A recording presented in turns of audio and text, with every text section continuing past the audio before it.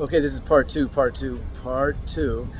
This is gonna be, I did an intro video and a video how we actually speak, or how I actually speak, perhaps how you actually speak. Now, the person that had this issue, he has his degree in criminal justice, and he also has a minor in journalism.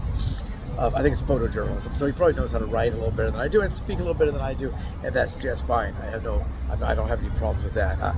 We all have to know our limitations, what we're good at, what we're not good at, proper grammar, maybe a better use of certain words. Maybe this word fits this description a little bit better than that word, that kind of thing. But this is going to be part two. Now, this is what happened was he put out a story.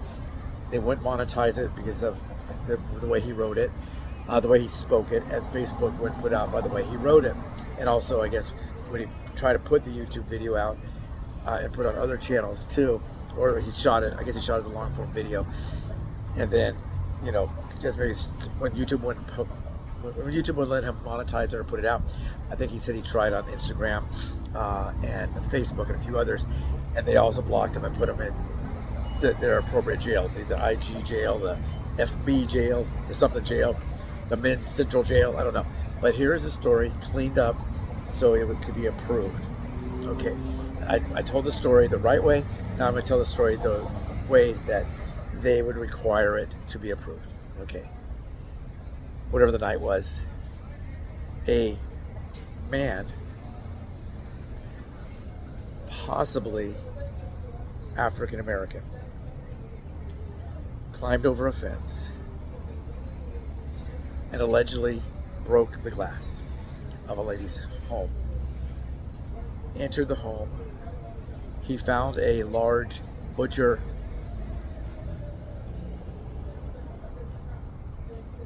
found a young lady who was awoken by the noise, grabbed her and threatened her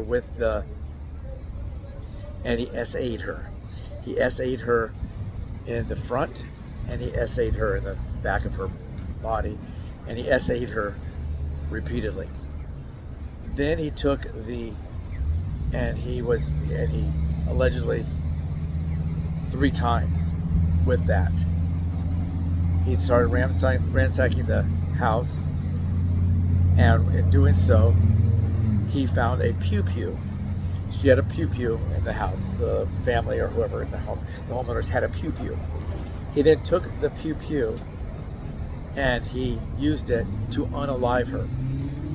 So first he 3 times, then after finding the pew-pew, he unalived her with it by using it 1 time to apply a projectile to her head. Now, this all is alleged. It hasn't gone to court yet. He's potentially an African American man. He SA'd her in the front and in the back of her body, and he 3 times grabbed a pew-pew. Now, when he was later caught by the popo arrested the alleged African American man who used a pew-pew and SA'd this woman, and they put him in jail. He's now awaiting trial, but as we all know, he's innocent until proven guilty. He may be released. They may have the wrong person. They don't know. They said there was forensic evidence. Excuse me. She's no longer with us because she was unalived. And they believe it was due to by the pew-pew. They believe that somebody did that and caused her to be unalived. So that's what happened, and this is the way we'd have to clean it up for social media to allow it. You can't say certain words. Now, if you type it out, you could say SA, or you can put the letter R_PED. He RPED'd her, or that type of a thing. So that's what happens when he said it the way I said it that way. The first one in part 1 got demonetized on that video, and he got put in Facebook jail, and I think YouTube jail too. I think YouTube might have suspended him. I can't remember. I'll ask him, but I know he got suspended on a couple. He was in Facebook jail for 3 months because of the way he wrote it.